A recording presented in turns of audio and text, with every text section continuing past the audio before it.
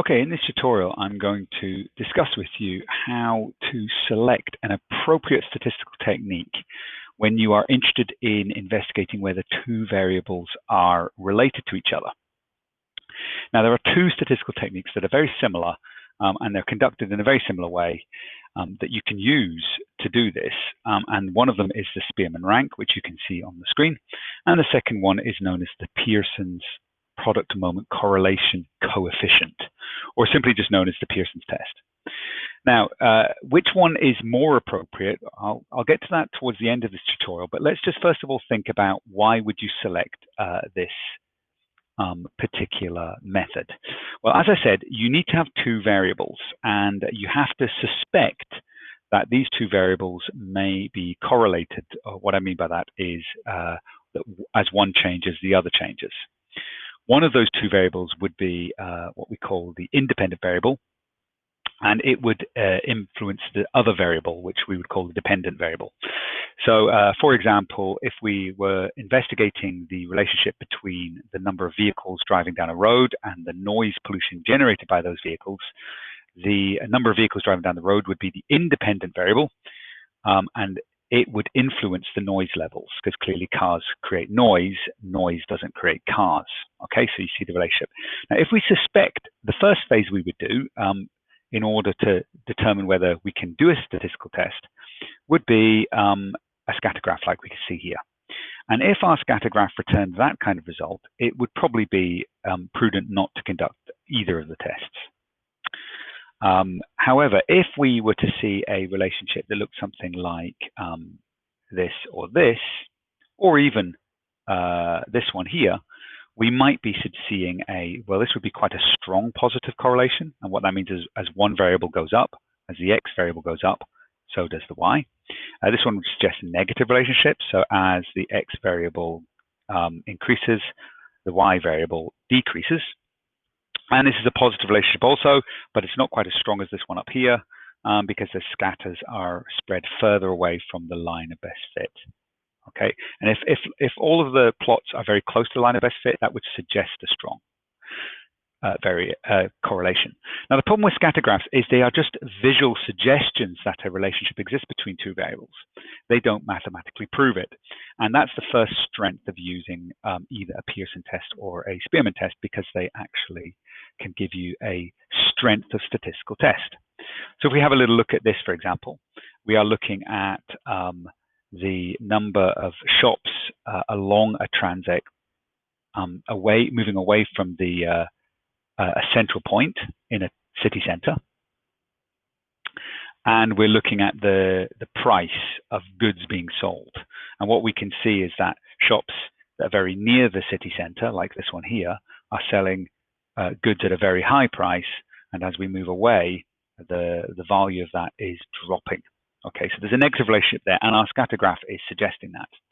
Now, if we were to conduct a Spearman or a Pearson test, we are going to get a result for those two variables that would fall somewhere between this number and this number. So this is a second reason to want to use one of these tests, is it returns a statistical result that is somewhere between +1 and -1. Now, if it's very close to +1, it would indicate a strong positive, and if it's close to -1, it would indicate a strong negative.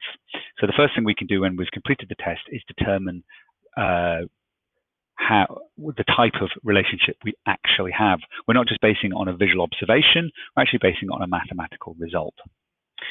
Okay, what can it also do? Well, once we take that number and we look at the actual number, so let's say we got a 0.8 plus 0.8, so it suggests a strong correlation. We can actually decide when we use these tests just how strong that relationship is. So all we need for that is a critical values table. And I'm just going to show you a critical values table there. Scroll up. Now, a critical values table, the way to read it, and there are different tables depending on which test you're using. So here I'm looking at the Spearman rank critical values table. First thing you've got to know is how many pairs of data have you got. So for example, in St. Andrews, if you've done that field work, you will have possibly visited 10 locations, and at each of those locations you made a recording of the number of vehicles and possibly the noise. That means you've got 10 pairs of data, so it's an N is 10. And you will have completed your, in this case, a Spearman rank, and you will have got a result. Now, in this case, let's just say you had 0.8. Now, that number is bigger than this number here, but it's also bigger than this number. So what that actually means, using a critical values table, is you are able to prove with a 99% confidence that your two variables are related. Okay, which would then allow you to, in this case, you would be rejecting a null hypothesis which you have set up, and you would have been accepting an alternate, and that's talked about there. So that's another strength of using Pearson Spearmans. They give you a result, and depending on the size of your data set, it tells you actually how confident you are.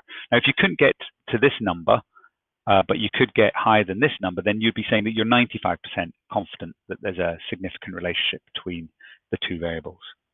So lots of reasons to do these tests. It's not just about finding out whether it's positive or negative. It actually mathematically helps you increase the level of confidence you have that a relationship exists. Okay. Now, there are some weaknesses. First of all, the smaller your data set, the more problematic your result is going to be. Okay. And there is an absolute minimum, and it would never be recommended that you would go less than 8. It is possible, believe it or not, to actually go down to a data set of 5, but I would strongly, and you'd strongly be advised not to, and 8 is seen as the minimum number of observations. So 8 sites in St Andrews, for example, or 8 pairs of data. Less than that, and your results are too unstable. Even at 8 to 10, you've got a very, I would say, you wouldn't be confident in making really strong conclusions. You can at least say with some confidence. But you're really looking for data, a sample size in the thousands to be highly confident. So that's one of the weaknesses, is that it's often used, these tests, two tests are used on relatively small data sets, and people therefore get very confident about their result. And actually, you really should be using thousands of observations before you get really confident about your result. Okay. So let's think a little bit deeper, because we've talked about these two tests. What are a few rules? Well, you need to have what we call a normally distributed data set. If you look at a data set will have a mean or an average that you can calculate. And all of the other results in that data set will be spread around that average. So they'll either be smaller than the average or they'll be higher. So in this case, let's say we were scoring people's attitudes, and the average attitude that people were having was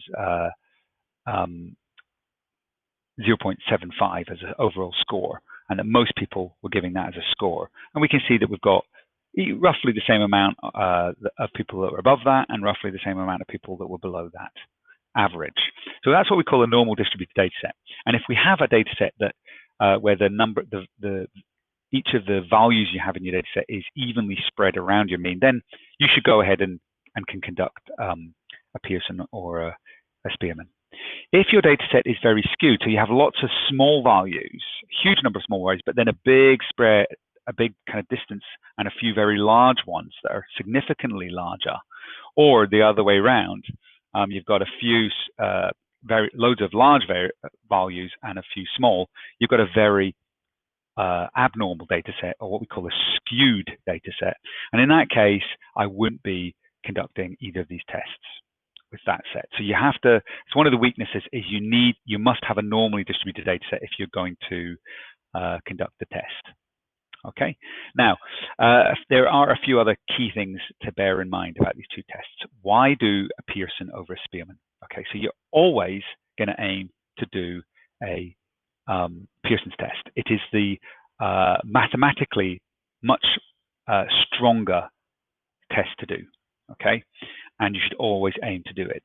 And if both of your variables, your x and your y variable, have not been ranked, so in this case, we can see distance from the source in a river and the average size of rocks in that river. Now, we don't need to rank them. We have an actual number. We could and should, in this sense, do a Spearman rank test. Okay. However, let's just say this was a river study, and instead of having the distance from the source of the river, we'd actually just called these sites 1, 2, 3, 4, 5, all the way down to 10. Now, in that case, we don't actually know what the distance was. All we know is that site 2 was further down the river from site 1, and we know that 3 was further down the site from site 2. They're ranked. We've lost the values. Now, if one of our two data sets or both of them have already been ranked, or are not what we call interval data, then you must not do a Pearson's test. You must do a Spearman. So Spearman tests are done when you have some ranked data, but Pearson's are done when your data is interval and has not yet been ranked. And you would always be encouraged to do Pearson because it gives you a much better result. On the negative side of doing tests, why have you got to be careful?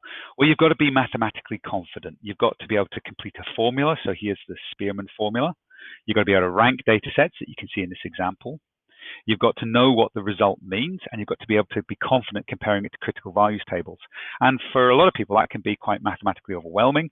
So all statistical tests are only useful if the person using them can conduct them properly and understand what the result means. And that's therefore one of the weaknesses of using statistics to analyze data sets. Okay, if you've listened carefully through this tutorial, you'll have picked up lots of strengths of doing these statistical tests. Why would you do them? What's good about them? But also some of the potential weaknesses and things that you've got to be careful with that might mean you can't. And that should allow you to answer any question where you're asked to consider doing a Spearman or a Pearson test and discuss the potential strengths and weaknesses of these tests.